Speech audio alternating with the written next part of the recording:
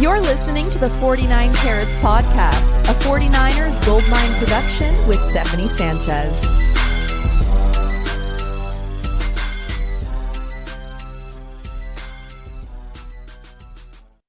What's going on, everyone? Welcome to another edition of the 49 Carats Podcast. I'm your host, Steph. It is Friday, September 27th. The 49ers are trying to make the last two games not turn into a 3-game losing streak. And this time they're going against the inferior New England Patriots. So we're hoping they can hold to that. And there are some injury updates, though, with the 49ers, and we'll be going over that here in a bit. But joining me, as always, on a Friday is KP. How you doing, KP? I'm good, doing well. Sun is still shining, no complaints for me. How's life? You're the one who's been moving, which is easily top 5 worst things in the world. I moved last weekend, and I was hurting a little bit. My back was feeling it, but got a new background. We'll start decorating in like the next couple weeks probably, but you know how it goes. Just the unpacking could take up to several months. So we're trying our best over here. But let's bring Desi in, and I know she was having some issues with her camera showing up, but we can hear her. So hey, Desi. Hey guys, sorry, I don't know what's going on with my camera, but it is what it is. All good. Well, as always with Desi, we go over some of the 49ers injury updates, and we've got quite a few today.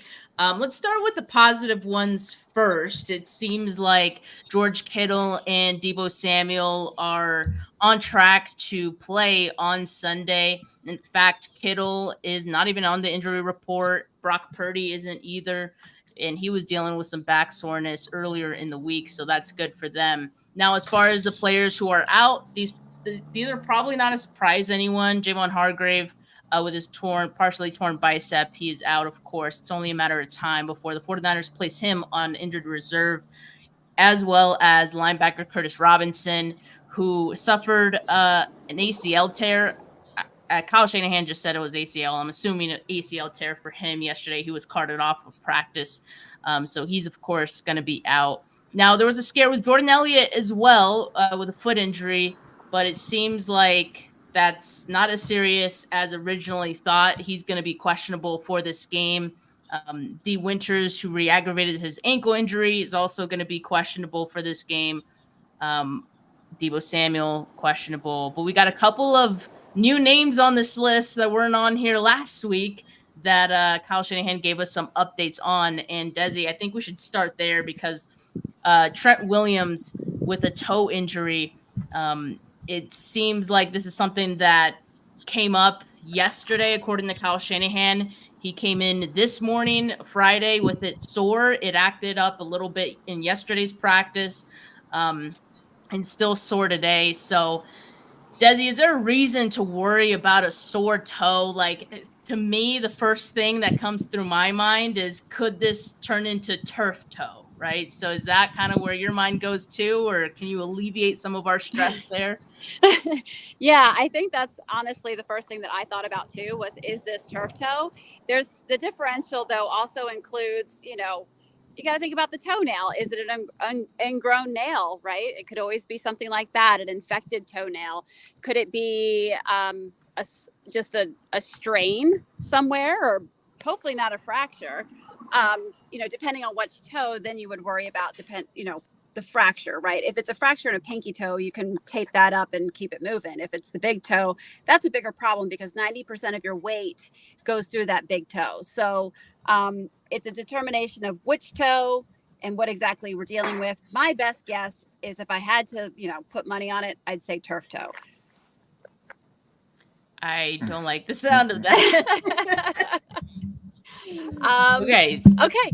So we'll say it's an ingrown toenail. Let's put it on an ingrown toenail. He could be back in a week. He could even suck it up and be out there this time. Let's go with that. Well, given the fact that he wasn't able to practice today because it was too sore, do you feel like it's a long shot for him to play? I know it's hard to say that without knowing what the injury actually is. And to your point, we kind of have to know which toe to, determine that a little bit better. But it feels kind of bleak, right? Yeah, I mean, thankfully we're playing the Patriots, and he's just been battling, I feel like every week. We saw him leave before the end of the first half last game for IVs. He needed IV in the game, opening game of the season. So he's been struggling with little things here and there. I mean, look, I've been in the position of staring down 40 and I know what that looks like. So I already had worries about him missing preseason, and I think it's catching up with him. So I say all that to say it's a possibility. I think I'm leaning more towards they keep him out this game. It'd be a different story if we're playing Kansas City this week, but we're playing the Patriots. Maybe that just gives him a week to just take off, regroup, and then be ready to go. Yeah, we're talking about a 36-year-old, right? A 36-year-old who has had, multiple injuries throughout his career. So when you say he's been battling, it's really nothing new. So that is kind of interesting. When we're talking about, the potential injuries of Trent, is rest the only way? Is this something like, hey, maybe we can shoot him up and then he'll be better to go? But if you keep going down that road, at what point will he have to kind of sit out? Because it feels like you're just delaying the inevitable if you don't give him a week off, and maybe that's just what he needs. So bye week isn't for another few weeks. So again, yeah, it seems like the 49ers might be stuck in between a rock and a hard place, because it's not like we're talking about any one player, right? This is arguably the best player on the team. Correct. And again, to your point, if it is turf toe, genuinely, it's the big toe. 90% of the pressure comes off that big toe. So it's not something that you can just shoot up. And if you want to protect him from further injuring it and being out longer, then the better thing to do would be to rest him up front. Yeah. So is turf toe 3 weeks? I would say 3 weeks. Yeah. There's some taping and some things that you can do, but it's every time that toe is lifting up, that's the pressure that it's all on the plantar surface, or the surface of the foot that touches the ground. It's on that side of the toe. So it's going to just be painful every snap. Every snap he's going to be in agony. We know that Kyle Shanahan likes to keep some of these injuries vague. I got the sense he wanted to keep this one vague, or I didn't hear any of the media members press him on it and ask more questions about it. So it could be that too. But anytime that Kyle Shanahan is vague about an injury, it usually ends up becoming worse than, what everyone originally thought. So hopefully that's not the case with Trent Williams, because yes, he is, of course, a big part of this team and the offensive success. Another player that the 49ers have already been missing, that's a huge part of their offensive success, Christian McCaffrey. Much has been said about him, taking that trip to Germany, getting some, going out to see a specialist in Germany, I should say. And the update we got from Kyle Shanahan today was that they're going to begin ramping him up on Monday. Like, that's kind of crazy to me, because this past week I've been hearing people say, like, his timeline is probably like he could come back week 9 or something like that, which is, of course, all speculation. But what could realistically a ramp up look like for Christian McCaffrey as soon as Monday? I don't buy it. Sorry, I don't buy it. Like, how do you get on a flight to go to Germany to look at treatment options that are not your first line treatment, right? Like, usually when you go looking at PRP, that is, you've exhausted all other options. And now you're like, okay, I've got to look for anything that can help me improve this. You go from that to, we're going to amp you up. I feel like I don't know, but I can't understand why he would say that. As I'm not following. This is going to be a really intriguing story. I'm going to follow it closely. Because I just had my suspicions when you go out of the country for PRP treatment, that's just signals to me that you're exhausting all possible options and you're not close enough to be able to hit the field. I still haven't seen him in a boot. I don't know why we don't see him in a boot. I just have a lot of questions. I'm hopeful that this is an optimistic sign. I will remain optimistic, but there's just, my spidey senses are just kind of not ready to believe that. And yeah, I feel like you might be right on this one. And if the 49ers do, in fact, end up ramping him up starting on Monday, like, I think that's more concerning about how this team feels about the team, like, Right. without Christian McCaffrey. And it feels like a desperation move, which I wouldn't feel great about either, because I mean, we've seen before rushing someone back from something as serious as this, could lead to the inevitable happening, and we definitely don't want to see that with Christian McCaffrey. So, yeah, definitely something to monitor. And not only that, when he went out there, he wasn't a candidate, right? Like he didn't get treatment. So that was another thing of like, why I just, there's so many questions. Yeah, he went out there just to like see the specialist. And then I think I saw somewhere that he was deemed not a candidate. Is that accurate? I don't know. I don't know. Or maybe he just went out there. I don't know. It's very fascinating to me. I was already concerned because injecting an Achilles is already very, very, it's a precautious thing to do. For instance, there are studies out there that show that injecting an Achilles with cortisone can cause an Achilles tendon rupture. So it's just a difficult tendon. It's just a difficult piece of the body to find treatment that is going to last. So I think to Steph's point about, rushing McCaffrey back and potentially how they feel about the team. I don't know if you heard this today, but when Shanahan was asked about McCaffrey, he went on like a long rant about how when he was on the field for their third down back for the last 2 years, it's been the easiest he's had in football over the last 20 years. So think about where they've been missing, right? In the red zone, these big plays. He wants that back sorely because that makes his job a lot easier. So he's watching these games and thinking, hey, man, I remember what last year was like. I remember being the best offense in the league. So maybe they are going to push him a little too much. What I would be concerned about is, bringing him back too early. But at the same time, when I think ramp up period, I think next week could just be like McCaffrey getting on the field. And when I say that, I just mean like jogging, not doing anything else, but just jogging.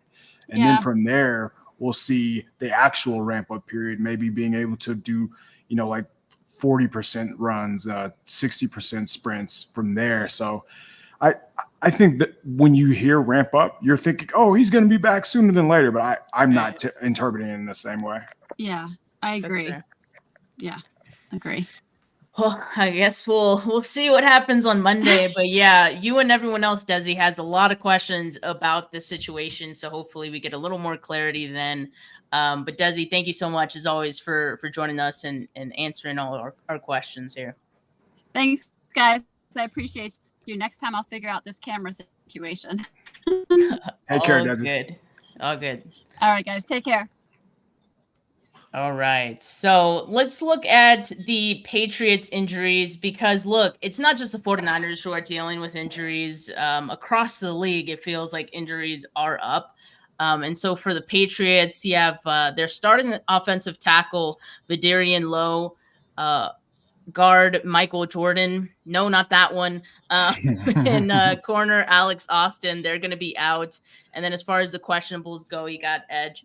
Anthony Jennings, Jonathan Jones, our corner, City So, their guard, and Caden Wallace, their backup tackle. So, yeah, they're dealing with some injuries as well. And definitely when we talk about Lowe being out in this game, I think that is something that I want to speak on a little bit more when we talk about our favorable matchups. So just giving a little teaser there. But let's look at some of these matchups first for the 49ers. And I want to look at the Patriots offense to start off.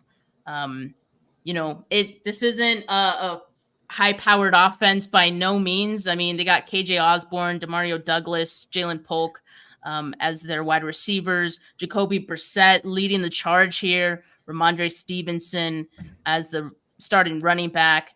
And based on Lowe being out, their left tackle, I've seen from Patriots beat writers that DeMontre Jacobs seems to be in line to get the start. He's a second-year player for them. and he's a former undrafted free agent. So that's the tackle that's going to be lining up against mostly Nick Bosa in this game. So like I said, definitely want to discuss that a little bit more when we get into these favorable matchups. But then you got City. So you got David Andrews, their center, Layden Robinson, and Mike Onwenu, and their tight end, Colby. Oh, actually, that's not their tight end. I didn't update that from last week, so ignore that one. But Hunter Henry. Hunter Henry might as well have just left it blank, honestly. But yeah, this isn't a firepower offense. But what I really want to talk about first is their running game. And the reason I have this as an unfavorable matchup for the 49ers is just because I'm reading the tea leaves a little bit and I'm seeing that they could possibly struggle in run defense. I mean, they already have, right, KP?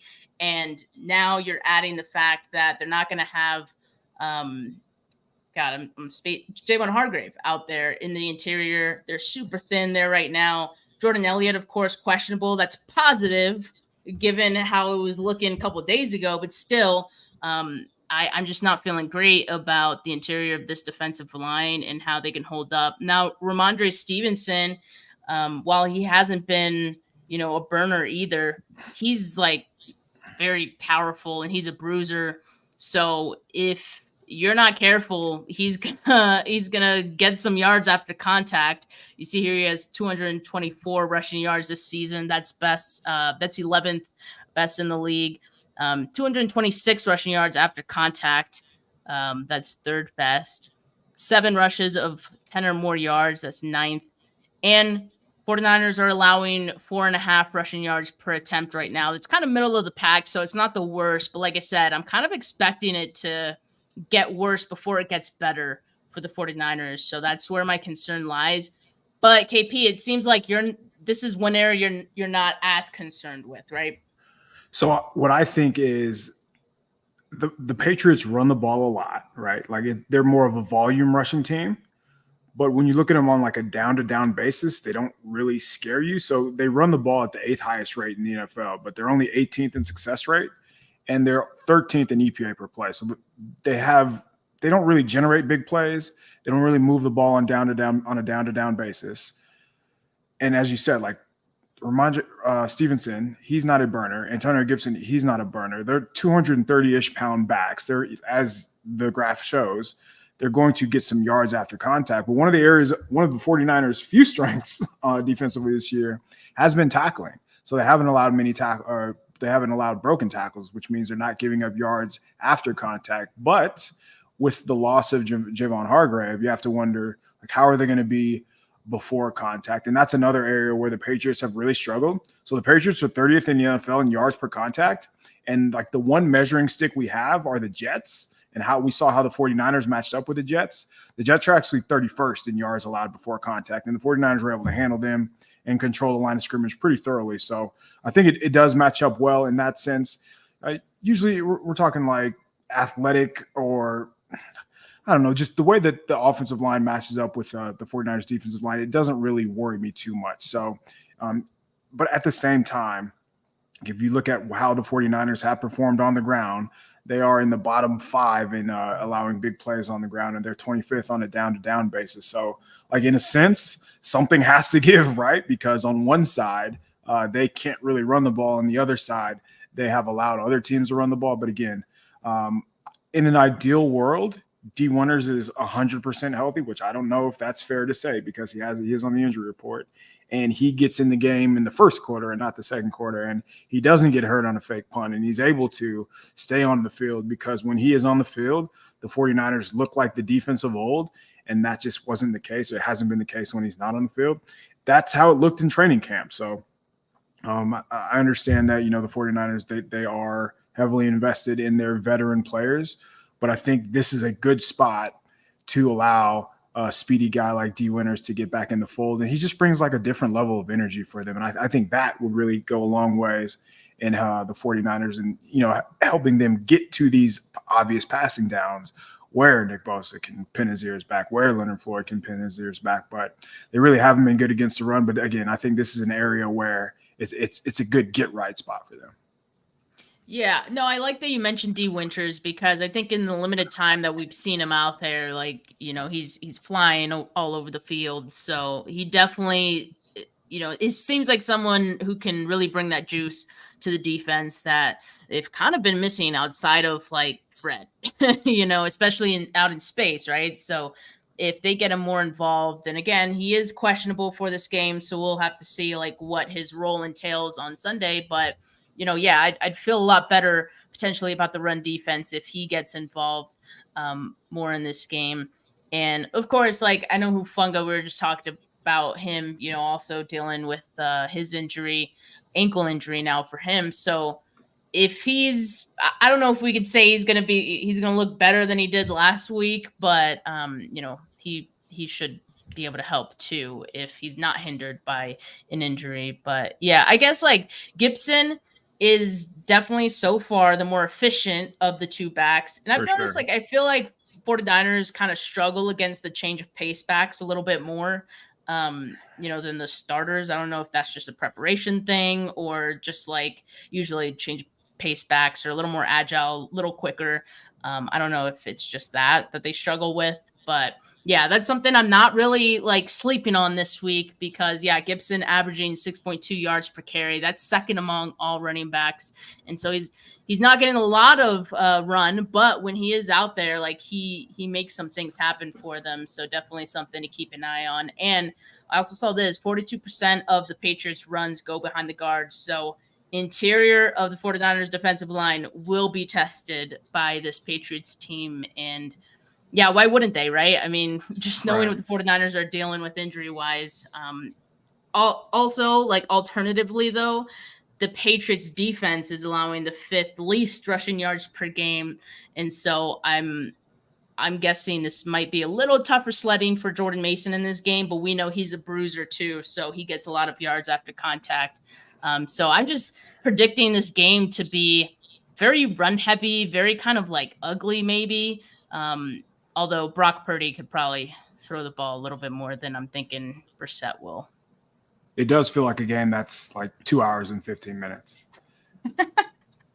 Just like an absolute slog out there. Yes. Like, yeah, so we'll see with that one. But the next, I guess, not so favorable matchup I have for the 49ers is regarding a certain player on the Patriots defense, and he's probably one of their better players. Christian Gonzalez has been so freaking impressive for them in the limited time he's, played. I think he's only played 7 games in the NFL. And in those games, he has had some really tough matchups. He's guarded Jamar Chase, Tyreek Hill, A.J. Brown, Devontae Smith, Jalen Waddle, Garrett Wilson twice, and DK Metcalf.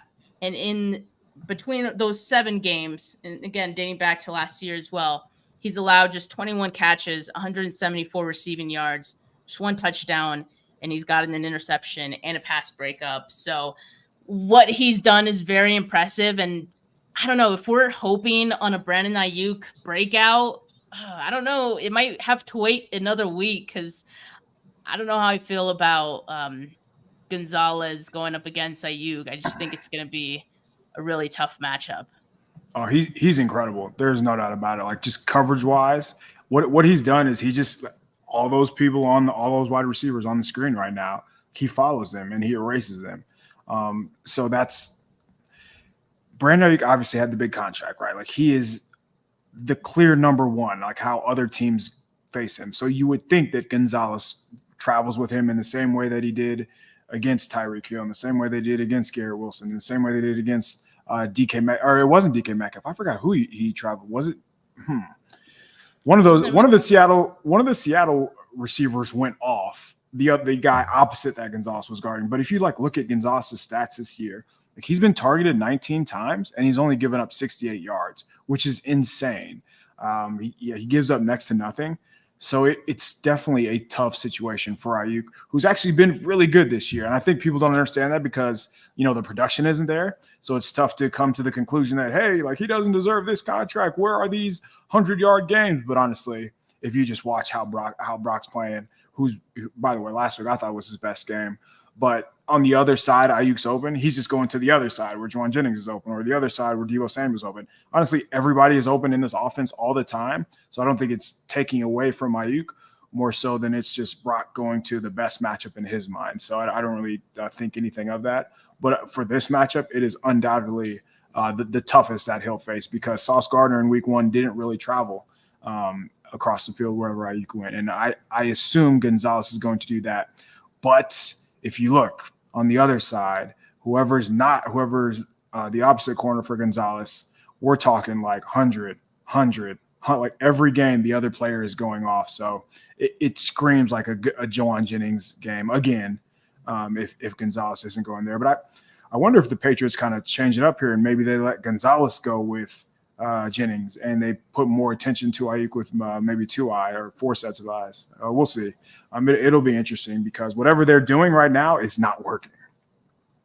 Well, and on the other hand of that, I think what defenses are doing to kind of limit Brandon Ayuk is working too, because I know the Rams put a lot of eyes on him, maybe 2-3 guys oftentimes. So if, to your point, like if the Patriots decide to let Christian guard someone else, then, you put a couple of other guys to focus on Brandon Ayuk. That can also limit Brandon Ayuk, and it could also, keep another receiver from getting 100+ yards. And if we're looking at the other corners of the Patriots, they got Marcus Jones and Jonathan Jones.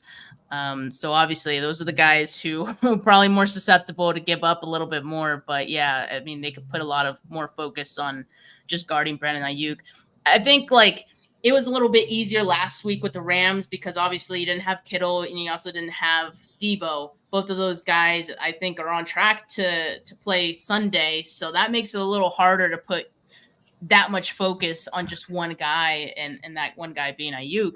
So I don't know. I think they probably bet on Gonzalez covering Ayuk and just letting the rest of the chips fall where they may, I guess. Yeah, I think getting Deebo back is big because they can use him in the same way that, well, obviously we saw the Vikings, they just use him as a traditional wide receiver. But especially when Ricky Pearsall comes back, by the way, which we didn't touch on, and John Lynch said that his practice window is going to open here next week, and maybe I would assume 2-3 games from now. Maybe they'll wait till after the bye, who knows. But when they have all of their core pieces, and this is me assuming that McCaffrey is not in the rev-up stage and he's going to be out for a little longer, I think when all of those eligibles are healthy, we're going to see the offense kind of continue to hum as they did last year. Because even without McCaffrey, Deebo can kind of be that out of the backfield threat who's lined up against linebackers, because now you have to guard Jennings, Ayuk, Pearsall, and Kittle. So as they get healthy, and I don't really think the offense has been bad at all. So it'll be interesting to see how they attack the Patriots. Usually what gives the 49ers trouble is when there's like a lot of speed, right? When they can have those man-to-man guys, which we saw at times in the playoffs, but they've been moving the ball consistently. It's about, can they punch it in the red zone when they get there? But there aren't many matchups on the Patriots outside of Gonzalez where I would be like, no, there's no way this guy's going to get open. Or even like Mason. I think Mason's going to be just fine.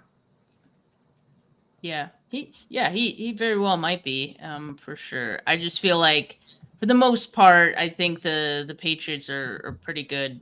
They're decent, like against the run, but yeah, I think they're going to do what they're going to make sure that he's not going to beat them. I assume that they're going to put a lot of bodies in the box and try to make Brock beat them, which it's burned other teams, but I think that's how the Patriots play defense. So in a sense, like we might not see a 150-yard performance by Mason, but I think he's still going to be effective like Kyle's going to run the ball. And when he does that puts Brock in situations where it's like 3rd and 5, 3rd and 6, and he's been money in those downs, which is why when I think of the 49ers offense as a whole, I think they are more than fine. Yeah, so maybe we see a stat line similar to last week for Jordan Mason, around that like 70-yard range for him. I think is reasonable. We would take that. All right, we're halfway through here, guys. Just to remind you guys, week 4 is here, so be sure to join the 49K League on the Locker app to compete with me and others in the league for our year-end prize money. Download the Locker app today to get your prop bets in for a chance at some cash. Be sure to use the code WIN, and they'll match your first deposit up to $100. The link to download the Locker app is in the description of this video, so check that out, audio listeners. It'll be in the description of this podcast. But I'm ready to talk about some favorable matchups now for the 49ers. And to start off, I want to talk about the 49ers defensive line against the Patriots offensive line. Now, we did this last week, KP, and look, I think we know that the 49ers defensive line just hasn't been as productive as we would have hoped to this point. Yes, we've talked about the injury to Javon Hargrave and how that might impact some things for them. But like I said last week, that there's no excuse for this team to not get things going, even with the injuries. I'm going to say it again with this matchup because the Patriots offensive line, I think they're literally the worst in the league, like worse than the Rams, even with all the injuries that the Rams have faced at their offensive line. Patriots are still worse. They rank 32nd in both pass block win rate and pressure percentage given up with 47.6% pressure rate given up. So that is not good. And I think, again, even with the injury to Javon Hargrave, I want to see pressure from this 49ers defensive line. So they cannot block. They don't throw the ball down the field, and they don't have weapons to beat you. As an offense, that makes it tough to do anything, right? So the one, if we're talking about like the Patriots, like where they do excel, and excel is like a loose term, is Jacoby Brissett. He's under pressure a lot, one of the most in the NFL. But he does avoid sacks very well, and he does use his legs to extend plays and create for other players to get open. So it is imperative for Leonard Floyd. I'm not worried about Nick Bosa because I know he's going to win because he always wins, and he's probably going to see more extra attention. So that just leaves Floyd, who, like when we're talking about the run, he has not been good against the run. And I think that's actually been a big reason why the 49ers have struggled against the run. So get stops on early downs, allow them to rush the passer, but Floyd just has to win. And his matchup this week is not an easy one. But again, the help for the Patriots is going to go for their undrafted free agent who is starting on the other side, who's going to be going up one-on-one against Bosa. So Floyd's going to have every opportunity in the world. And I mean, this is why they signed him, right? They needed a productive rusher opposite of Nick Bosa. I think we're going to get Malik Collins has actually been pretty solid, and he's been pretty much about what you can hope for. They still need Gross Matos. He's going to have to, again, get his legs underneath him. And this is his third game technically. So ideally he has a bigger role. I think we're probably going to see him rush from the inside. They need to find that interior rusher who's an actual edge rusher. So that's where they've been lacking so far this year, right? We can think about years past, whether it's Arden Key, Charles Omenihu. They always had the defensive end who had the capability to rush from the inside. They do not have that yet. And that's where, Gross Matos kind of comes into play. I think we've been talking about that for a little bit, but Brissett just doesn't throw the ball down the field. It's actually really bizarre to watch. So the Patriots actually have thrown 10-plus yard attempts, not even completions, attempts, have the fewest in the NFL. Brock Purdy has actually completed more passes than Jacoby, over 20 yards, than Brissett has attempts, which is kind of crazy to say out loud. But that is crazy. They can shrink the field because of the coverage that they have on the outside. So again, I'm really looking forward to see how Floyd wins, how Floyd is used. Maybe he's the guy who they kick inside to get him going. That would be something interesting to think about. But if we want to talk about the left tackle, Jacobs here, the one sack he gave up was kind of meaningless. It was in garbage time at the end of the game, but he's an undrafted free agent for a reason. He's 2023. He has not seen a player of this caliber before. So, again, I think this is a prime matchup for Bosa to get going. And I think just speaking through it right here, maybe Floyd and Bosa line up on the same side, right? Just get creative with these looks. Yeah. Yeah, because I think obviously what teams are seeing from the 49ers defensive line, or I guess like what we're seeing is that teams aren't afraid of the 49ers defensive line like they used to be. They know that Nick Bosa is the only guy to really account for, and they're pretty much daring Leonard Floyd to do something. And, to this point, like it hasn't been, like I said, the production that we would have hoped from Leonard Floyd, but this has to be the week where like he makes something happen, because look, I think they're gonna probably give Jacobs some help on Nick Bosa's side. You got Hunter Henry, maybe they have two guys on him, like the Rams did that at several points last week. So it's going to be up to the other guys who have one-on-one matchups to win those, so it's on the plate. Just grab your fork and, get a sack here. And every other team has had a ton of success rushing the passer against the Patriots. Week 1, Trey Hendrickson, 7 pressures. Week 2, Boy Mafe, 7 pressures. Last week, Will McDonald, Jets, 6 pressures. And all of these teams have also had multiple players with 3+. So, as you said, it's there for the taking for whether it's I think Collins is going to have a good game. I actually think Collins has been playing very well. But they still, like, when this team operates at its finest, at its best, at its peak, there's that third rusher who is equally as dominant. They haven't had that yet. So I am wondering, like, who that's going to be. They paid it, like, contractually speaking, it should be Floyd, right? So that's the most obvious breakout candidate. Now, if the 49ers are, getting impatient with their lack of pressure from their pass rush, can you see them ramping up the blitzes? They haven't done a lot of it, through the first 3 games, but if they feel like that's something they need to do. Remember, last week we talked about it. We were like, I don't know if Matthew Stafford's the guy you want to blitz. Right. Totally fair. But maybe this week, going up against Jacoby Brissett, you want to take that chance? I don't think they would have to.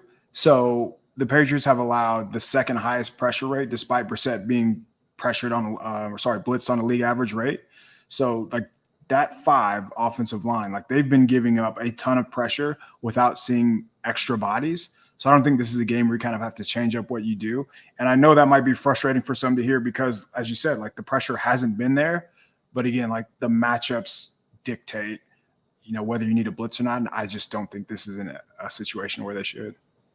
Yeah. It's like you better get to the quarterback without blitzing. For the love of God. Just win. That's it. So hopefully we see more production and better days from the 49ers on Sunday. Now, I think that does take us to our next favorable matchup here, as we were kind of just talking about Jacoby Brissett. And this is like the stark difference from last week, where we're talking about Matthew Stafford and we're giving him all this respect. And we're saying, if the Rams find a way to win this game, it's going to be on the back of Matthew Stafford. We ended up seeing that, unfortunately. But this, going up against the Patriots, who are kind of in the boat of like just not looking great, right?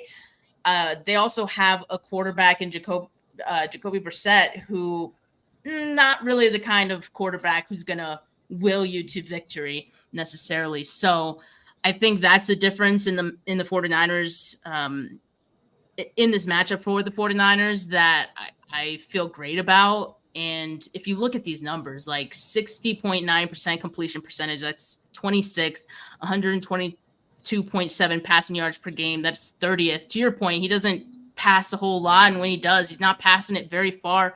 5.3 yards per attempt. That's 28th. 5.8% deep pass rate. That's 28th. 2.99 second time to throw. That's the 27th slowest. So to the point of the pressure has to get there. That's a good example of that. And just one passing touchdown from him this season. So to say he's not a threat, I think is even putting it nicely. Like there's nothing to really be afraid of when you're talking about Jacoby Brissett. No offense to him, but he's not Matthew Stafford. Right. And all of this kind of correlates to the wide receivers too, right? They're probably not getting open. You can only run so many routes. On the defensive side, they probably know what you're doing. Brissett, to have a 60% completion percentage when you're not throwing the ball beyond 10 yards is kind of mind-boggling, to say the least. But, I mean, it all matches up. I was just going through side by side what Purdy looks like, his numbers, and what Brissett looks like. Like, Purdy's nearly doubling him in a lot of stats. It's pretty wild. So, again, this is – when you talk about favorable for Brissett, it should be favorable for the 49ers secondary as well. So, yeah, as we saw with Darnold, as we saw with Stafford, like, they have arm cannons. They can unload it deep. They also had players who can run by you, Tutu Atwell, Justin Jefferson. Those players don't exist on the Patriots, and if they do, New England hasn't allowed them to run deep routes. So, again, I think the 49ers can really do a good job of shrinking the field in this game. They know that Brissett is not looking to push the ball down the field, and I would really take advantage of that. So put a bunch of bodies in the box, make him uncomfortable, and again, going back to what we talked about, get after him, which kind of ties me back to D. Winters. So his coverage ability could go a long way because you can match him up against a Hunter Henry or honestly any of the tight ends or slot guys that they like to throw out there and use Fred Warner as a blitzer, which kind of might sound counterintuitive, but because of who Fred Warner is in coverage. But with that said, they haven't been able to generate pressure. So if Nick Sorensen does elect to blitz, Fred Warner's been one of their best pass rushers. I've said it multiple times. So if you're trying to rush your quote unquote best 4 or 5, Warner is one of those, but you also need a linebacker who can cover, and they haven't had that so far. But Winters proved in just a handful of snaps that he can absolutely cover tight ends. So again, we're just putting your best 11, tying it all together. D. Winters would make them a lot better in so many aspects, and this is one of them. I mean, just give me anyone who's better at covering than Devontae Campbell has been so far. Just anyone, I'll take it. And another, by the way, not his fault. Yeah. Like as much as we're like poo-pooing on him, it's been dark on Twitter. To be fair, he came off the field last year on passing downs in Green Bay. So why in the world are the 49ers expecting anything different from a guy who wasn't like a nickel passing linebacker last year? Like, I can't really fault the player for that. Yeah. Oh, it's because he loves football again, KP. That's why. But another point to this as well, 54% of Brissett's targets have gone to the right side. So another guy who might see some targets in this game is Mooney Ward, and hopefully he also has a better game than he maybe did last week. I don't know if he was, maybe dealing with an injury because, we saw that he was dealing with like the knee injury before last week's game. I don't know if that limited him at all, but I think this is a good bounce back game for Mooney Ward for sure. I have no worries about him. It was pretty obvious that he was not the same player last week. Like, he couldn't run, and like that is a big proponent of his game. Like, he's one of the fastest players in the NFL. So a week removed from the injury, you would think he'd be back to himself, and he's not going to have to worry about deep routes this week because they don't run deep. So there's that. Yeah, for sure. So should be a better day for the defense, even with some of the struggles that they're dealing with. Could be a get right one for them. KP, my score prediction for this one has been 26-13, and I feel like that's kind of on par with one, how many points we've kind of been seeing the 49ers score, and two, the Patriots are averaging 13 points per game. So I'm predicting 13 for them in this one. And their offense is averaging 246.3 yards a game, which I think is one of the lowest ones. Like, that's total. So like, that's not too great. And their third down conversion rate for the Patriots, that is, they're 29th. The 49ers are 30th. The Rams are 31st. So it's just kind of funny. But yeah, I think I'm not worried about the offense, especially with Kittle, Deebo probably coming back in this one. Huge. Yeah, I think, for sure. I think the Patriots will probably keep the 49ers on the field. Now, we just need the 49ers to get the Patriots off the field. I think that's what we're mostly concerned with, but 26-13, I think, is a more than reasonable score prediction. What about you? So I said 23-13 under the impression that Deebo wasn't going to play, but it looks pretty clear that he's going to play. So with Kittle and Deebo, I would have a hard time thinking they're going to be south of 27. So I'm going to say 27-13 too. I think that, I mean, it really just comes down to how they're going to perform in the red zone. I don't think he's gotten enough credit for how he's played this year. And I'm talking about the quarterback. I thought last week was the best that I've seen Brock Purdy play in a long, long, long time. And I think highly of him as it is. So if he's going to continue to scan the field, go through his reads, and just put the ball where it needs to be, pushing it down the field, which is not common in the NFL, by the way, this year. Like teams or quarterbacks specifically, like they are doing what Jacoby Brissett is doing, as you said, underneath. But that's just not who Purdy is. That's never who he has been, and it's never going to be. So when he has his full complement of weapons, like they are just very tough to stop. Obviously, they're going to have to protect him, which has been a problem at times, specifically from the right side, specifically the right tackle. So, cough, cough.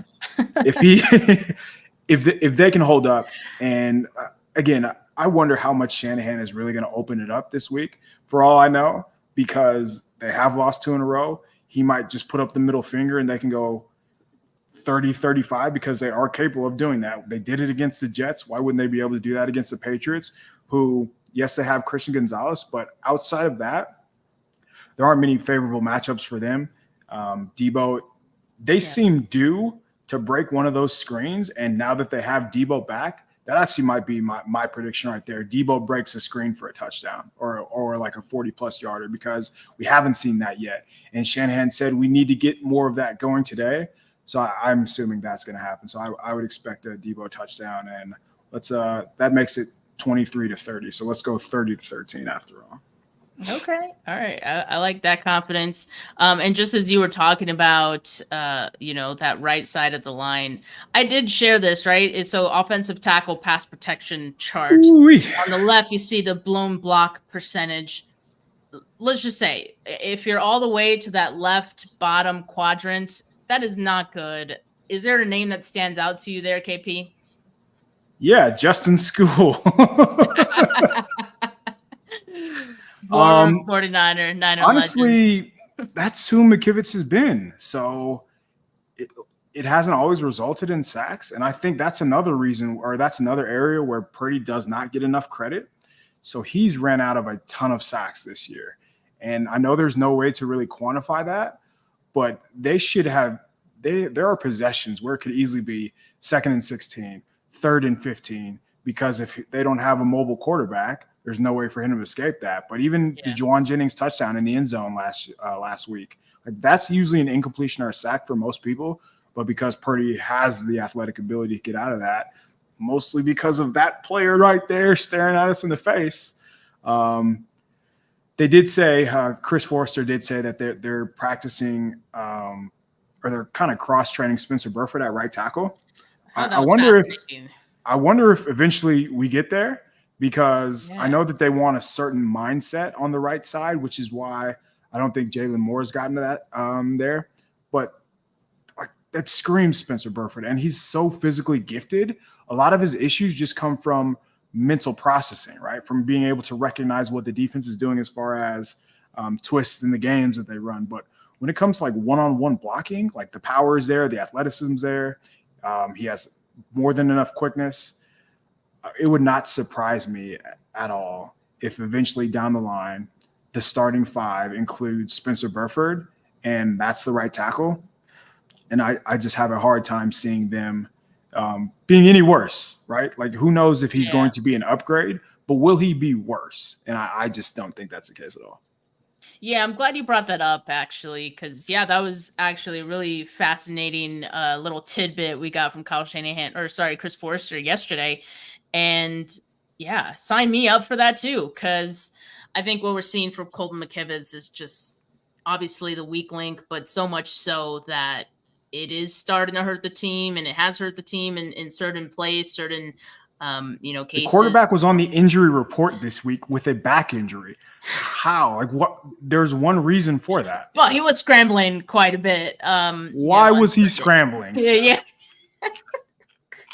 The domino effect. I see where you're getting at here. I see where you're getting at. I'm with you. It can't be any worse. And I thought it was crazy that the 49ers didn't bring any like competition whatsoever for Colton McKivitz this offseason. That's on them. But yeah, happy to hear that Spencer Burford is getting that opportunity because, he does deserve a shot, and, we'll see if that is at right tackle at some point this year, but definitely would love to see it. All right. If you guys have not gone to Niners Nation today, make sure you guys do and check out KP's latest preview for this matchup. He says Patriots offense versus 49ers defense preview, the movable force versus the movable object. If there was ever a get right spot for the 49ers defense, is facing the New England Patriots offense. Yeah, that's pretty much what we summarized here today, I think. Yeah. Yeah, so make sure you guys check that out. The link to that is in the description. Oh, I don't know what happened to KP. Maybe he accidentally exited, but we're wrapping up here anyway. But there you go. Yeah, you joined in really fast. But the link to that is in the description of this video. Audio listeners, it will be in the description of this podcast. But thank you so much to everyone that tuned in. Make sure you like this video. Make sure you subscribe to the channel if you haven't yet. Turn those notifications on so you know when I go live. Hopefully talking about a win on Sunday and that post game. I will be back for post game because I won't be moving this weekend. So hope to see you guys there. But for now, have a good rest of your Friday from me and KP. Peace.